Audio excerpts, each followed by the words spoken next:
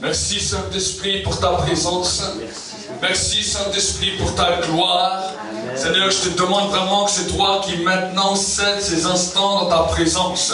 C'est toi qui renouvelles de ton esprit et de ta puissance maintenant chaque frère, chaque sœur maintenant. Seigneur, je te demande maintenant qu'à cause de cet acte, cette alliance de la Sainte Seine qui vient de passer avec toi, les Seigneurs, toutes les grâces et les bénédictions divines soient renouvelées dans leur vie. Que là où le diable a voulu les arrêter, que cela soit brisé maintenant dans le nom de Jésus. Et Seigneur, je commence à déclarer ta gloire maintenant ce matin dans ce lieu. Je te demande que tu puisses venir avec moi pendant cet instant encore prêcher avec moi. Que tu ne regardes pas sur mes faiblesses, mais que tu te souviennes de la grâce. Saint-Esprit, je te demande maintenant, renouvelle encore ton onction. Renouvelle encore ton onction dans ce lieu. Si tu pourrais encore une fois renouveler cette douce onction, cette onction puissante sur ma vie, je te promets, je vais en faire bon usage pour ton honneur et ta gloire. Amen. Seigneur, je te demande que cette onction maintenant, c'est toi, Saint-Esprit, qui accompagne cette parole par des signes, des prodiges et des miracles, et que c'est toi qui parles encore à chaque frère, à chaque sœur. Nous te bénissons de ton grâce, dans le nom de Jésus. Amen. Amen. Acclamons pour le Seigneur. Et nous pouvons prendre place.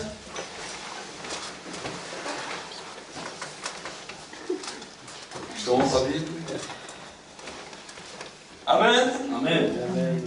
J'aimerais que vous puissiez ouvrir votre Bible dans le livre de Luc. Luc 7, verset 18. Et nous allons voir ensemble ce que la parole de Dieu nous déclare. C'est un verset qui peut nous interpeller et dans lequel cela nous remet souvent en question. La Bible nous dit dans le livre de l'évangile de Luc, au chapitre 7, au verset 18. Luc 7, verset 18. La Bible nous dit, les disciples de Jean lui annoncèrent tout cela. Jean appela deux de ses disciples et les envoya vers le Seigneur pour lui dire, « Es-tu celui qui doit venir ou devons-nous en attendre un autre ?» Arrivés auprès de lui, ces hommes dirent, « Jean-Baptiste nous a envoyés vers toi pour dire, « Es-tu celui qui doit venir ou devons-nous en attendre un autre ?» À l'heure même, Jésus guérit plusieurs personnes de maladie de sa mère, alors qu'il était dans le ventre de sa mère. Sa mère s'appelait Élisabeth. Elle était enceinte. Et Marie, la mère de Jésus, était enceinte. Mais la Bible nous dit que quand les deux femmes enceintes se sont croisées, ils ont discuté ensemble, l'enfant qui était dans le ventre d'Élisabeth, Jean le Baptiste, a été oint par Jésus alors qu'ils étaient dans le ventre. La Bible nous dit qu'au moment où la salutation de Marie a été adressée à sa cousine Élisabeth, l'enfant qu'elle avait dans le ventre a tressailli dans l'esprit et fut rempli du Saint-Esprit à partir de ce moment-là. Amen. Amen. Amen. Amen. Jésus l'a baptisé déjà dans le ventre. Il lui a donné le mandat. Il lui a dit, c'est toi qui vas m'ouvrir la voie. Donc parce que tu me précèdes, là où je vais aller, maintenant je te libère l'onction sur ta vie. Ils étaient bébés dans le ventre. Amen. Amen. Et la Bible nous dit que Jean le Baptiste, dès le ventre de sa mère, maintenant a été oint. Et quand maintenant il est né, quand il commence à grandir, la Bible nous dit l'Esprit de Dieu l'a saisi et l'a amené dans le désert. Amen. Et cette même onction, cet même esprit qui a commencé à saisir Jean-Baptiste, est le même esprit qui a saisi Jésus alors qu'il s'est baptisé dans l'eau du Jourdain. Amen. Amen. Amen. Et je veux vous dire que c'est le même esprit qui a ressuscité Jésus d'entre les morts, qui est descendu le jour de la Pentecôte. Et c'est le même esprit qui est ici aujourd'hui. Amen. Amen. Amen. Le Saint-Esprit n'a pas changé. L'homme change, mais le Saint-Esprit ne change pas. Et le Saint-Esprit, son désir, c'est de renouveler des partenariats, des amitiés avec des hommes comme toi et moi. Amen. Tu peux vivre la vie comme tu veux. Mais si tu n'as pas la présence de Dieu, il y aura toujours quelque chose de grand qui manquera en toi. Amen. Parce que le jour où tu quittes cette terre, tu n'emportes rien. Ni tes bijoux, ni ton argent, ni ta maison, ni ta belle voiture, ni même ton mari, tes enfants, tu laisses tout. Le jour où tu quittes cette terre, tu laisses tout. Mais si tu as la présence de Dieu, tu pars de cette terre avec la plus grande chose que personne ne pourra jamais t'enlever. Amen. Mais si tu n'as pas cette présence de Dieu, tu quittes cette terre avec rien. Et quand tu arrives dans l'autre côté, si tu n'as rien, le ciel est fermé. Amen. Le ciel peut être fermé. Donc c'est pour cela que dans ta vie, Dieu a fait de toi un robinet. Regarde ton frère et ta sœur, dis Dieu a fait de moi un robinet. Vous savez, il y a des fois des robinets qui ont des gros débits, d'autres des petits débits, mais Dieu a fait de toi un robinet. Pourquoi j'ai dit ça? Parce que dans un robinet, il peut sortir de l'eau bonne, mais du même robinet peut sortir l'eau mauvaise. Est-ce que vous savez? Mais pour que l'eau puisse sortir bien fluide, que tu peux la boire, tu peux bien te laver sans avoir de problème, et toutes sortes de choses, l'eau doit être filtrée. Amen.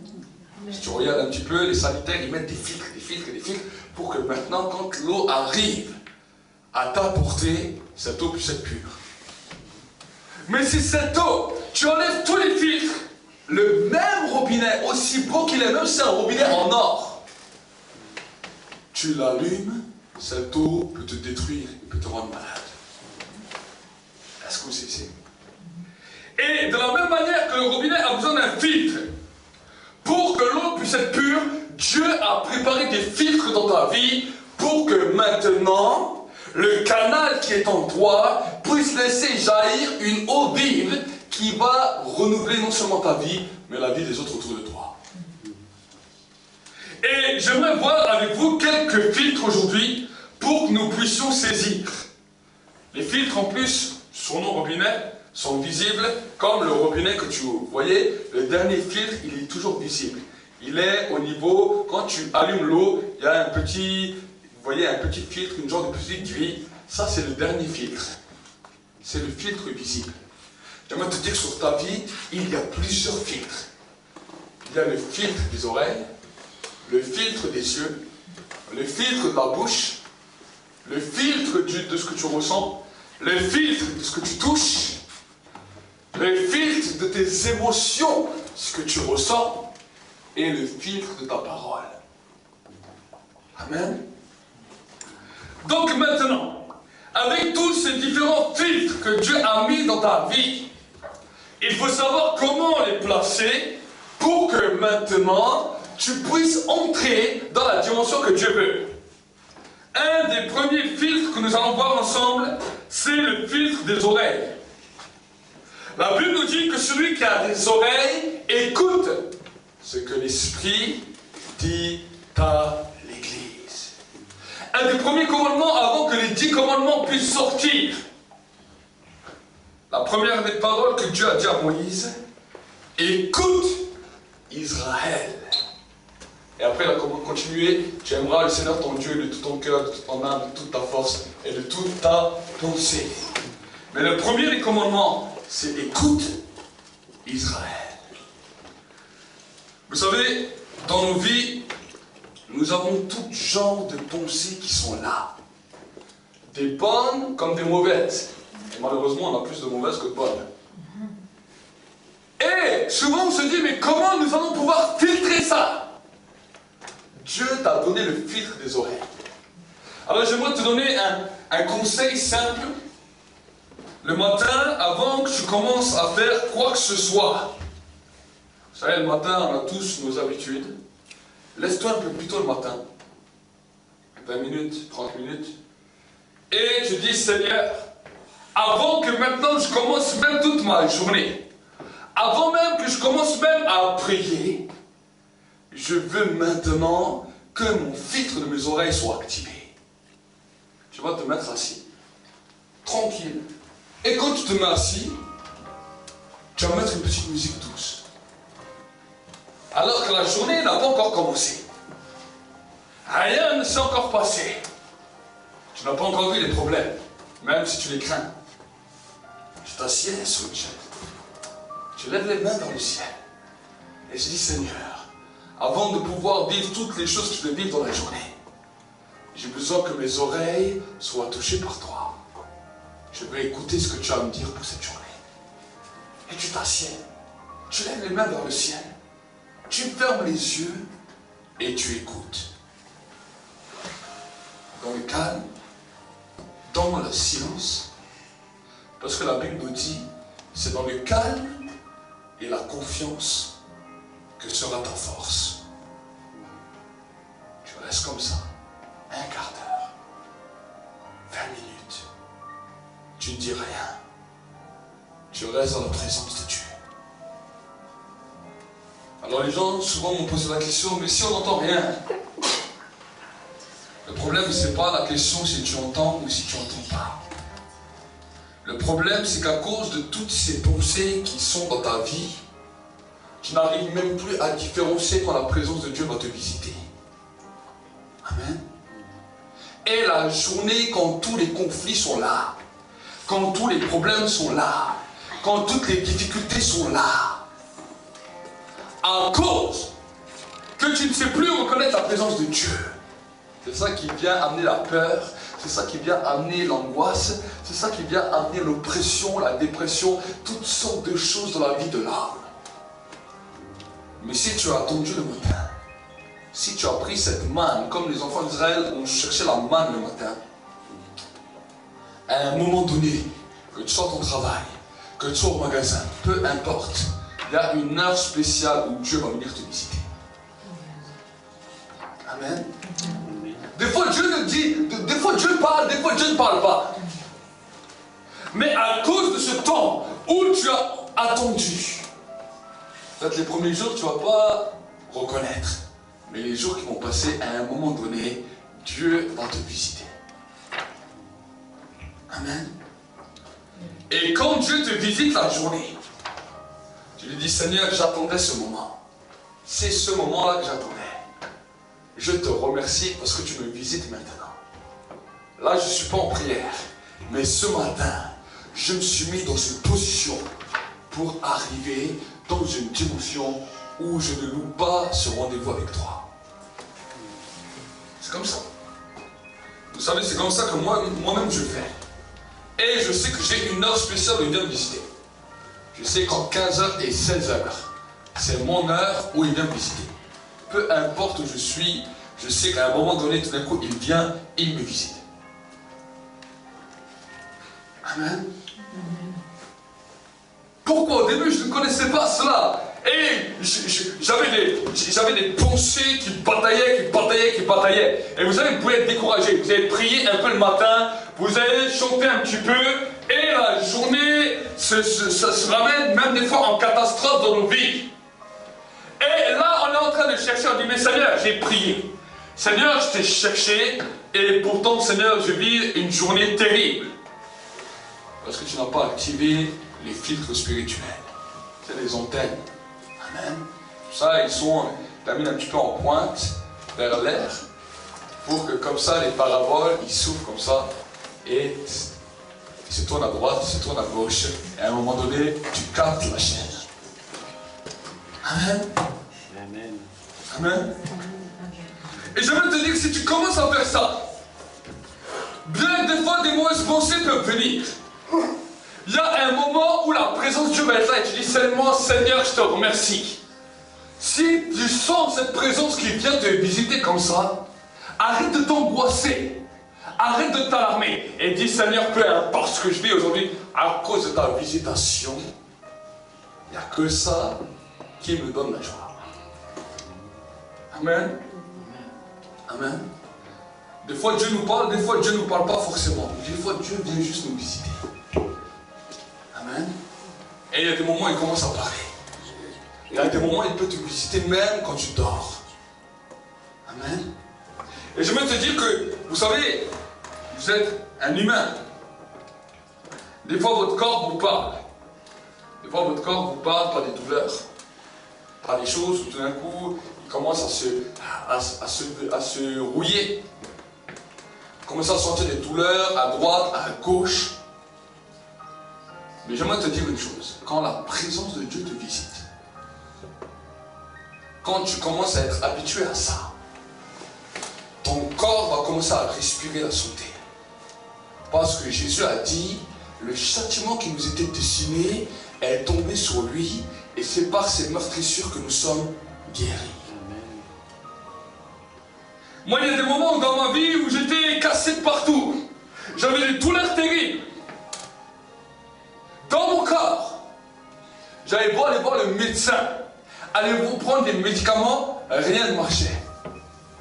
Mais j'ai commencé à faire cela malgré que des fois, mon corps, j'avais des douleurs. J'étais malade. Je vais vous dire une chose. Chaque fois que la présence de Dieu me visitait, une douleur disparaissait. Amen. Et souvent, je dis à mon épouse, je dis à force de l'expérience, et que j'ai commencé à comprendre comment il est mon Dieu. Et je ne peux pas ni me laisser détruire, ni par un grippe, ni pour un virus. Je sais qu'en 1 heure, je peux être établi. 1 heure. Vous pouvez lui demander combien de fois je vais au docteur. J'étais déjà même à un travail, je suis allé à un travail avec la fièvre. J'étais mal, tout mon corps. Je travaillais en plus dans une usine. J'ai dit, je ne vais pas aller chez le docteur. J'ai dit, je vais prier dans 1 heure, je serai sur pied. Et j'ai commencé à travailler, j'ai transpiré, j'étais mal. J'ai dit, je vais prier en langue pendant 1 heure. Dans 1 heure, toutes mes douleurs ont disparu. 1 heure après, j'étais totalement guéri. Amen. Amen. Chaque fois que la présence de Dieu vient et que tu reconnais sa présence, la dimension de foi commence à augmenter. Amen. Au début, nous avons une petite foi. Nous ne pensons pas pouvoir y arriver à tout ce que nous faisons. Mais chaque fois que la présence de Dieu vient, la foi commence à augmenter. Amen. Et c'est pour cela que nous-mêmes, Dieu nous a donné des filtres naturels pour que nous puissions. Mais parce que des fois, nous ne connaissons pas ces choses, nous ne savons même pas comment faire. Nous savons que Dieu guérit. Nous savons que Dieu a des choses pour nous, que Dieu veut nous visiter, que Dieu veut étendre sa grâce sur nos vies. Mais nous ne savons pas comment. La première des choses qu'il a dit, c'est écoute. Amen. Jérémie a pu dire, les bontés de l'Éternel ne sont pas épuisées, ne sont pas arrivées à leur terme, mais elles se renouvellent chaque matin. Amen. Et il continuera, il dira, il est bon d'attendre le salut de l'Éternel en silence. Le silence de l'homme amène l'action de Dieu sur la vie. Amen. Amen. Il y a des fois peut-être ton corps est fatigué. Je dis mais j'arrive plus à retrouver de la force. J'arrive plus à retrouver de l'énergie. Tu as dévalisé tous les jus d'orange qui existaient, tous les vitamines C, vitamines D, E, B, je ne sais pas toutes les vitamines qui existent. Et pourtant, tu es toujours fatigué. Tu es toujours découragé. Tu as bu 3 cafetières de café et tu es toujours fatigué. Pourquoi? C'est pas en fait ton corps est simplement le miroir de ce qui se passe dans ton âme. Et quand des fois ton âme est fatiguée, elle est découragée, ton corps commence à te parler. Vous avez jamais vu? Avant que ton corps se fatigue, déjà tu as l'impression qu'il y a une tête comme ça, à cause de ce que tu as posé, à cause des problèmes, à cause des situations. Tu as l'impression que ta tête devient plus lourde que ton corps. Et à cause de ce que tu ressens à l'intérieur, cela se manifeste sur le corps. Et quand tu es faible à l'intérieur, dans ton âme, c'est là où le diable et les démons le savent. C'est là où le monde occulte, les sorciers, les satanistes, le voient aussi. Et ils disent, là il est vulnérable. Est-ce que vous savez? Quand il voit que tu es vulnérable, c'est là où il commence à t'attaquer. Si toi tu es fort, ils ne peuvent pas t'attaquer. Amen. Mais là, il te lance des attaques. Et là, tu as l'impression que tu as des croûtes partout, que tu es encore pire qu'avant. Je dis, mais Seigneur, je ne comprends pas. Et le diable te dit, oh, tu vois, tu es un chrétien, tu es un Dieu, mais regarde ton état, il est pitoyable. Et toi, tu dis, c'est vrai, Seigneur, je ne comprends pas, je ne comprends pas. Je marche droit avec toi, je vois les méchants, je vois les pécheurs qui progressent. Et moi, je marche bien avec toi. Je suis malade, j'ai ce problème, j'ai ce problème. Et notre prière devient une prière de lamentation où on commence à se plaindre. Mais on a oublié. On dit, Seigneur, je ne veux pas regarder sur peut-être ce que je ressens, mais je peux venir devant toi et écouter ce que tu as à me dire. Alors que le prophète Samuel était petit, il était dans le temple. Et qu'à un moment, la voix de Dieu l'a appelé. Il allait voir Élie. Il lui a dit, mais Élie, il y a une voix qui m'a appelé, est-ce que c'est toi? Élie lui a dit, non, c'est pas moi, c'est l'Éternel. Quand cette voix se refera entendre, tu diras, parle, Éternel, ton serviteur écoute. Et vous savez ce que j'aimais avec cet homme, Samuel? C'est que non seulement il l'a fait ce jour-là, Dieu lui a parlé ce jour-là, mais jour après jour, Samuel était devenu un homme de l'écoute, au point que la Bible nous dit qu'il ne laissait tomber à terre aucune parole qui venait de la part de Dieu, au point qu'il fut reconnu dans tout Israël comme prophète et juge. Amen. Tous les matins, dans le temple, il écoutait. Élie connaissait cela, mais il avait oublié. Je ne parle pas du prophète Élie, je parle d'Élie, le sacrificateur. Il avait oublié comment faire. Il ne savait plus comment écouter. Et à ce moment-là, c'est cela qui l'a amené à la chute. Mais Samuel a écouté tous les jours. On ne te demande pas d'être 24 heures à une écoute.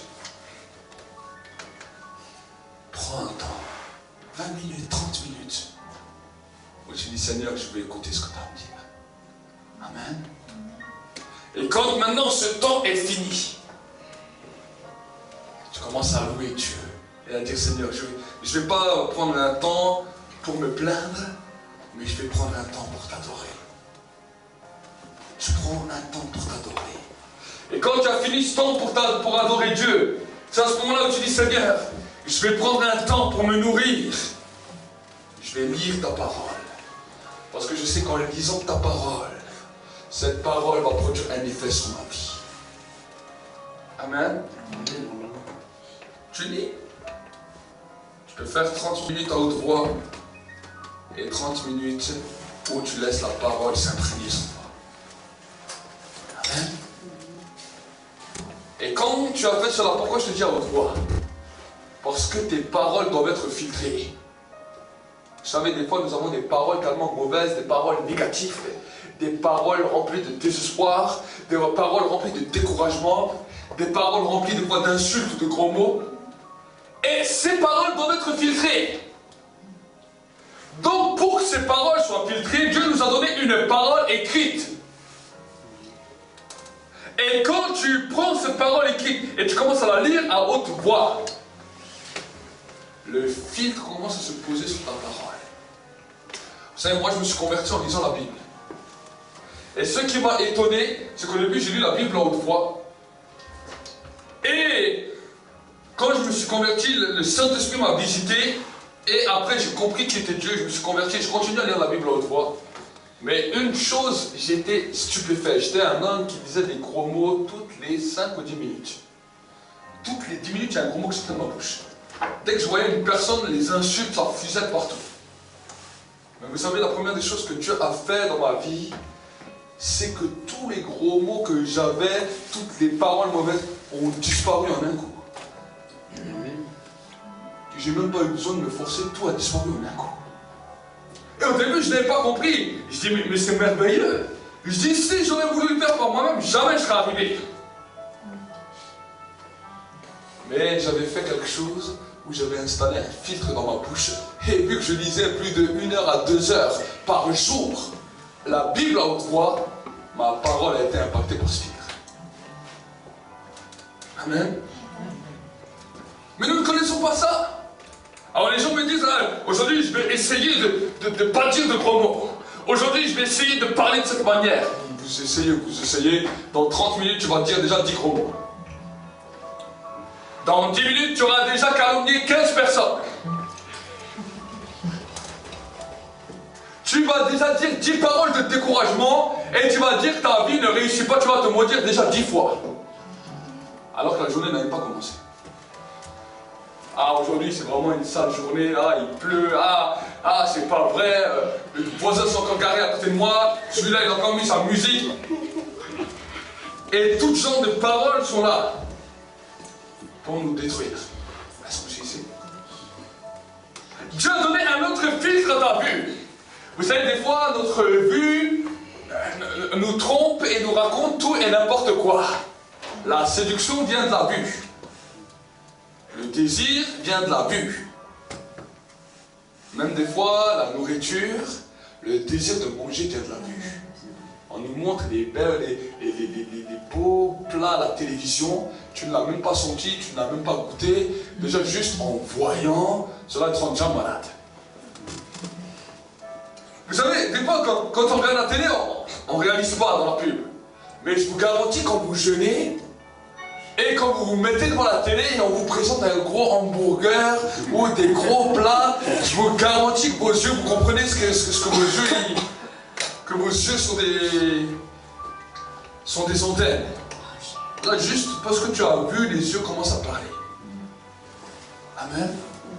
Et vous savez, Dieu nous a donné une grâce particulière pour que nos yeux maintenant puissent aussi devenir des filtres. Là, je vais vous donner une clé. Comme ça, vous n'allez pas oublier ça. Tes yeux se ferment quand tu dors. C'est ça qui régénère ton corps. Est-ce que tu comprends? Mais j'aimerais te dire de la même manière que tes yeux se ferment quand tu dors, quand tu pries, ferme tes yeux pour que le temps de la prière, Dieu puisse passer un scanner sur tes yeux et que maintenant, quand tu ouvres tes yeux, tu verras les choses à la manière de Dieu. Amen. Tu sais, les gens ils disent, ah non, moi je préfère prier les yeux ouverts. C'est bien. Mais quand tu vas être dehors, tes yeux te disent, regarde à droite, regarde à gauche, regarde, tes yeux vont te rendre malade. Amen. Mais quand tu fermes les yeux, tu dis, Seigneur, pendant le temps où je prie, je ne veux pas voir le monde matériel, mais que mes yeux de mon cœur, qui m'amène dans la dimension spirituelle, puisse s'ouvrir le temps que je ferme les yeux charnels. Amen. Amen. Tes mains aussi, quand tu les lèves vers le ciel, c'est le symbole que tu reçois. Amen. Des fois on est là, Seigneur, j'aimerais que tu me donnes ça. Seigneur, j'aimerais que tu me donnes ça. Moi, j'ai vu quand mon fils il me dit, papa, donne-moi quelque chose, il me tend la main. Amen. Il me tend la main, il me dit, papa, je peux avoir ça. Donne. Mais toi, tu viens devant Dieu, limite, tu fermes les mains comme ça. Dis, ah, Seigneur, je veux que tu me donnes ça, ça sera bien. Ah, Seigneur, je veux que tu me donnes ça. Ah, Seigneur, je veux que tu me donnes ça. Tends les mains. Amen. Vous savez que des fois, il y a j'ai vu plusieurs fois des gens, des fois, qui ont été touchés par l'impureté. Juste en levant les mains, le feu, ils commencent à sentir le feu dans leurs mains. Quand ils sentent ça, le Saint-Esprit est en train de délivrer de l'impureté. Est-ce que vous savez? L'impureté est en train de briser. Parce que l'impureté touche le corps, mais touche d'abord les pensées. Avant que l'impureté arrive au corps, elle a déjà pollué la pensée. Elle a déjà détruit la pensée. Amen. Et cela se manifeste, c'est ça qui fait trembler le corps, c'est ça qui donne la sueur. quand nous commençons à comprendre les filtres que Dieu nous a donnés, alors nous allons commencer à grandir. Amen. Amen. Certains m'ont dit, ah mais moi je prie à voix basse, je ne prie pas à haute voix. Prie à haute voix. Amen. Quand tu pries ton Père, demande-lui les choses. Si tu viens devant moi et tu veux me demander quelque chose et tu dis, oh je le fais dans mon cœur. Tu viens, tu te mets comme ça devant moi et tu dis, je le fais dans mon cœur. Je dis, vous voulez quoi? Oh, je le fais dans mon cœur. Amen. Non, mais vous imaginez, quand on reste en silence, c'est pas pour demander quelque chose. Quand on reste en silence, c'est pour être touché par Dieu et pour être au rendez-vous. Amen. Mais ensuite, quand tu demandes, Jésus a dit, prie ton Père qui est là dans le lieu secret, et ton Père qui le voit te le rendra. Ouvre ta bouche. Amen. Amen. Ta bouche, elle est là pour parler. Tu as deux oreilles, ils vont écouter 2 fois plus que tu parles. Mais quand tu parles, il faut parler. Amen. Tu as 2 yeux pour voir 2 fois plus que tu parles. Amen. Que tu vois les choses que Dieu a fait. Tu vois les choses comme Dieu les voit. Au lieu que tes yeux voient tous les problèmes du monde, dis Seigneur, que mes yeux puissent voir comme tu vois. Il y a peut-être des malheureux autour de moi. Il y a peut-être des pauvres autour de moi. Il y a peut-être des gens qui sont en train de mourir autour de moi. Des gens qui ne connaissent pas Dieu autour de moi. Des gens qui si demain ils quittent cette terre ou aujourd'hui, ils quittent pour l'enfer. Seigneur, permets-moi de voir les choses avec ton cœur. Amen. Et c'est là où nous commençons à bénir les gens. Vous savez, moi, un jour, je m'en souviendrai toujours, en 2004, quand je me suis converti. Au début, pour moi, c'était dur de bénir les gens, parce que dans ma tête, c'était plus toujours essayer de bien les énerver et de me fâcher avec eux. Et là, je me convertis et je vois qu'il faut bénir les gens, il faut bénir son prochain. C'était terrible, dans mes pensées, dans tout, c'était terrible. Alors un jour, j'ai décidé de sortir dehors avant que je commence à prêcher un peu partout. J'ai dit, Seigneur, je veux commencer à bénir les gens. Alors j'ai commencé à marcher dans la rue. J'ai dit, Seigneur, tu vois cet homme là-bas avec le jeans bleu, je le bénis au nom de Jésus. Seigneur, tu vois cette personne avec le pantalon blanc, je la bénis au nom de Jésus. Seigneur, tu vois cet homme-là dans la voiture qui est en train de passer, je le bénis au nom de Jésus. Seigneur, tu vois là-bas, je le bénis au nom de Jésus. Et j'ai commencé comme ça pendant 1 heure, 2 heures, 3 heures. Mais vous savez quoi? À un moment donné, au début, je le faisais contre ma volonté. C'était dur de faire ça. Mais au bout d'un moment, à force de faire ça, une passion a saisi mon cœur. Au point que je me suis trouvé même à pleurer pour ces gens. Et je dis, Seigneur, mais si ces gens, ils ne te connaissent pas, ils vont périr en enfer. C'est ça qui a bouleversé mon cœur. Et c'est à cause de ça qu'après, j'ai commencé à prêcher même dans les rues. Amen. Mais au début, je me suis forcé à bénir les gens. Alors, il y en a un qui te regarde bête, ou qui te regarde un peu bizarre. Là, c'est encore plus dur de bénir. Amen. Parce que vous savez, quand vous marchez des fois dans la rue ou quand vous êtes dans les gens vous regardent des fois bizarre. Même tu ne connais pas. Et là, c'est encore plus dur de bénir. Et essaye. Dis, Seigneur, aujourd'hui, avant de vouloir dire, je vais parler à tout le monde de toi, déjà commence comme ça. Ça, c'est la première dimension de la passion. Si tu vas leur parler, tu n'auras aucune passion. Amen. Mais si par contre, merci. Mais si par contre, tu commences à dire, Seigneur, je vais les bénir. Je vais bénir lui, je vais bénir elle. Tu sors de chez toi, tu vois tes voisins, tu essaies de les bénir. Tu essaies. Tu es dans ta voiture, tu essaies de bénir les gens. Amen. Ben, j'aimerais vous dire qu'il y a des fois certaines choses dans lesquelles le diable voulait venir te détruire.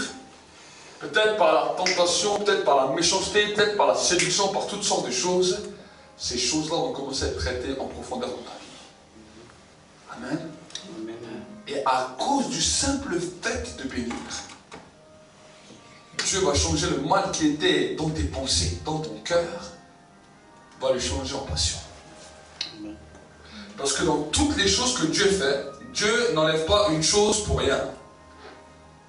Dieu fait chaque fois un échange. S'il enlève quelque chose, c'est parce qu'il veut le remplacer par autre chose.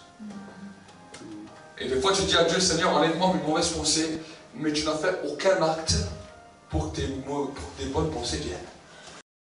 Et tu combats toujours avec ces mauvaises pensées. Tu dis, mais Seigneur, je t'ai demandé de m'enlever ces mauvaises pensées. Mais pourtant, tu n'as jamais appris à bénir pour instaurer dans ta vie une nouvelle dimension. Les mauvaises pensées sont dues à nos habitudes, sont dues à nos raisonnements, sont dues à notre système de fonctionnement. C'est comme ça que l'homme fonctionne. L'homme est comme un ordinateur, il est programmé. Quand il fait un acte, cet acte crée en lui une volonté, une dépendance. Et dans cette volonté, cela va affecter soit des bonnes choses, soit des mauvaises choses. C'est pour ça que c'était facile à tous les grands chefs d'entreprise de construire des entreprises, des usines où chaque être humain travaille à la chaîne. On lui explique ce qu'il a à faire et on sait que maintenant, une fois qu'il sait faire la chose, ça devient un automatisme. Cela crée une volonté et une dépendance. Au point que les gens qui travaillent des fois à la chaîne peuvent faire le même geste en dormant. C'est l'être humain qui fonctionne comme ça. C'est Dieu qui a créé l'homme de cette manière. Mais Dieu avait créé l'homme de cette manière pour que l'homme puisse vivre une vie épanouie. Mais le diable est venu pour détruire cette vie. Amen. Mais quand Christ est venu, il est venu pour racheter. Il dit, je vais prendre tes mauvaises habitudes, je vais prendre toutes ces mauvaises choses. Mais il n'y a que quand l'échange se fait que la transaction devient possible. Amen. Tant que les bonnes choses n'entrent pas en toi, je ne peux pas enlever tout de suite les mauvaises choses. Parce que si j'enlève les mauvaises choses et qu'il n'y a pas de bonnes choses inscrites en toi, demain il y aura 7 fois pire des choses mauvaises.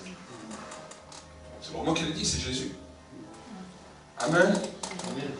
Donc aujourd'hui, maintenant, au lieu de dire Seigneur, enlève-moi ça, dis non Seigneur, je vais travailler d'une nouvelle manière avec toi. Pour que ceux qui travaillent dans ma vie ne puissent plus travailler dans le mauvais sens, mais puissent travailler dans le bon sens. Parce que la pensée de l'homme est là pour travailler. Le raisonnement de l'homme est là pour travailler. L'âme de l'homme est là pour travailler. Mais il n'est pas là pour travailler dans une situation qui va te détruire.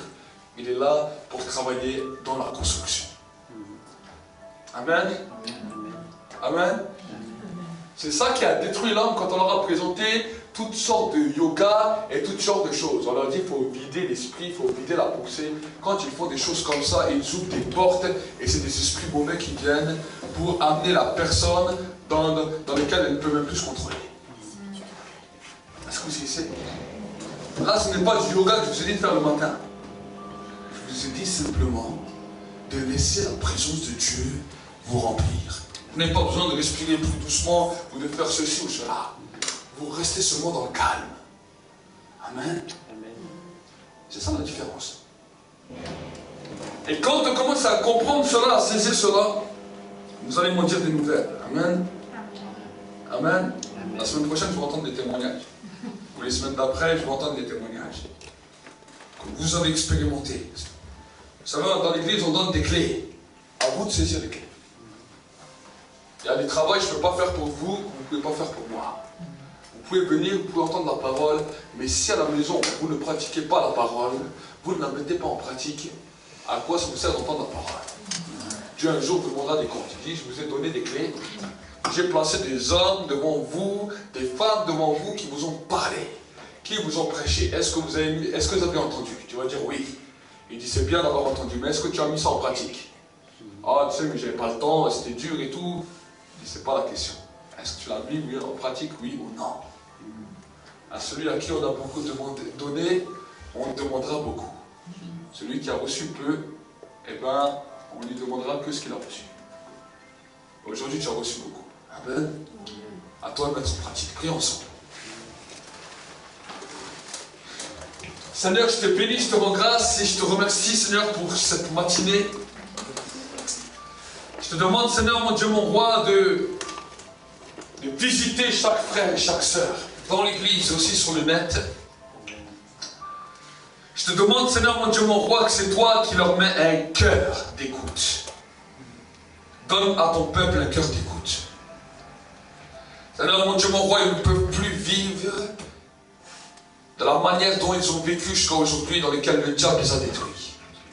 Le diable les a détruits dans leurs pensées, le diable les a détruits dans leur santé, le diable les a détruits physiquement, mentalement.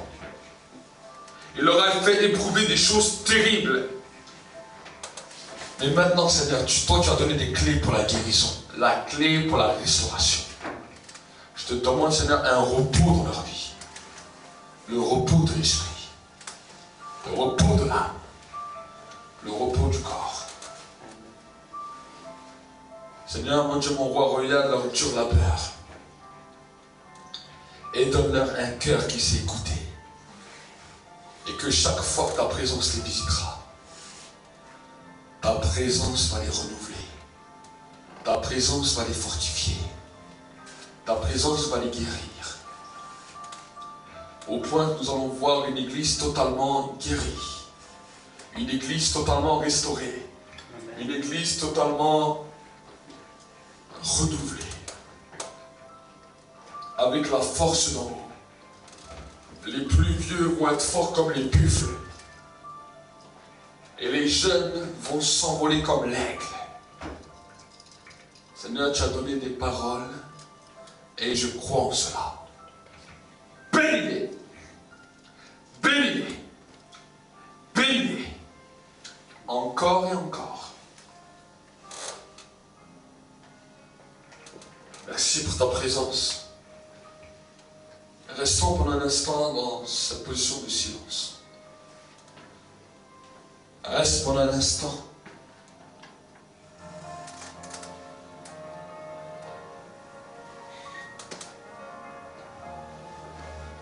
Tu sors du stress de cette vie. Où une légèreté vient sur ta vie. La lourdeur s'enlève.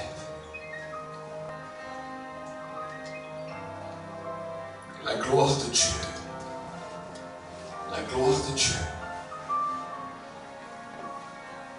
remplit ta vie maintenant. Guéris ta vie maintenant.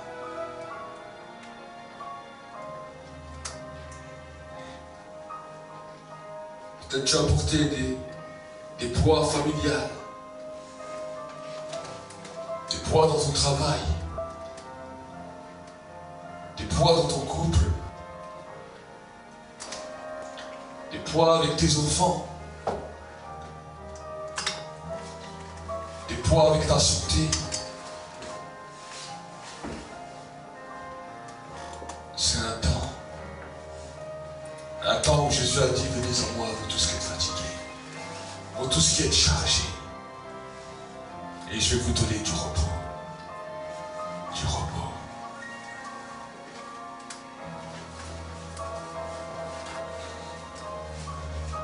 Merci Saint-Esprit. Remplis encore. Remplis encore. Remplis encore aussi sur le net. Remplis encore. Visite et remplis encore.